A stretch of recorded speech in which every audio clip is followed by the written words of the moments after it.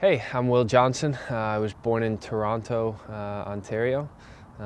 Moved to the United Kingdom shortly after. Grew up in Liverpool till I was about 10 years old, and then we moved to Chicago, to my hometown of Woodridge, Illinois. When I was 16, being Canadian, I wasn't eligible to go to residency, so a lot of my buddies were going there, and I thought I would go and join an academy back in the UK. So I went to Blackburn for about a year and a half.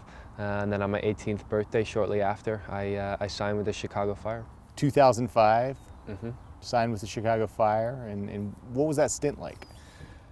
A learning experience. I was a little guy. I was a bit of a punk, and I was playing with men for the first time, and it felt like I was playing with men. You had a lot of guys fighting for their families, fighting for careers.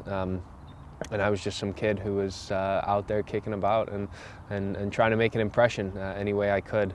So it was one big, massive learning experience, and I was fortunate that I lived close to CJ Brown, and we carpooled, and we spoke a lot on the way up there and then on the way back, and he put me in my place a few times, and it was a fun year. I learned so much from a lot of those guys. Jesse Marsh was on the team, Zach Thornton, CJ Brown, these kind of guys who had been in the league for 10 years. It was a really fun year for me.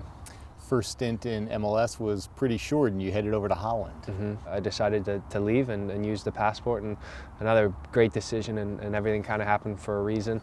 Went over to Holland and got, I think, 40 games over 2 years, coming off the bench and just getting some experience in a pretty good league over there, and playing against Ajax and PSV and some real historical stadiums in Holland. So that was pretty cool experience for me as well.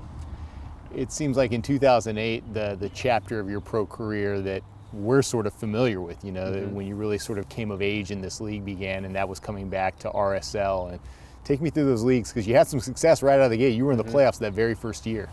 Yeah, so I came over in August, right at the end of the transfer window for MLS, and we went on a little run and snuck in the playoffs and won our first round series against Chivas.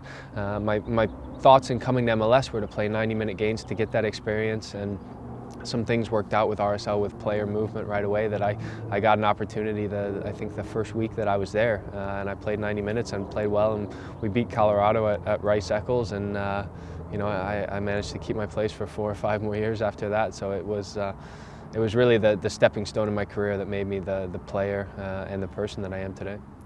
2009, age 22, you win an MLS Cup pretty early in your career. Yeah, too early. I didn't appreciate it as much as I should have.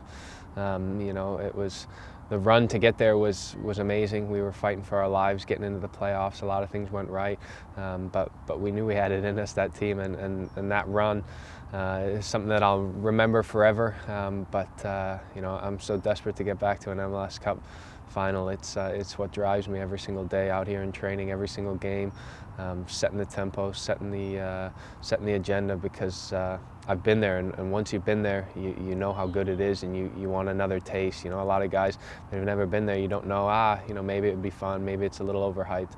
It's not. It's legit, and I need to get back there. Merritt Paulson has numerous times likened what happened in RSL with Jason Kreis getting that whole thing off the ground to the model, what he would like to see happen in Portland. To that end, does this feel here in Portland now a little bit like your early days in Salt Lake? It does. Some growing pains, some bringing a lot of new, different guys together, and adding valuable pieces along the way. It definitely does have that feel to it.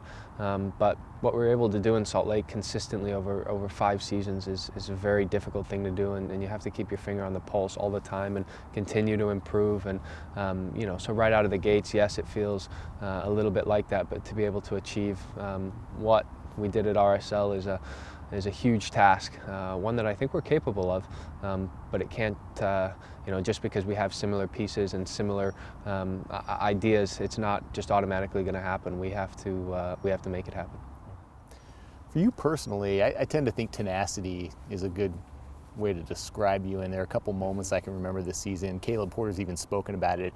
The team's down in the first half, and when halftime hits, you go sprinting off the field, and maybe after you score a goal, same thing. What is that? What message are you sending when you do things like that? There's a time and a place, I think, to celebrate goals and to walk off the field slowly and clap and wave to everybody. And that's after a performance, after a win. It's not after scoring a goal when you're down, because we're not trying to tie games on the road. We're not looking for moral victories.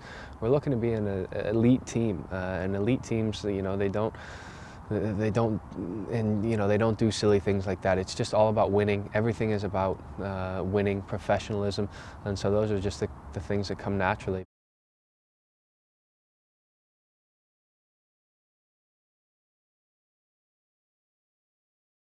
I know we're going to have some more fun, and we're going to get some more goals where we can have some good celebrations.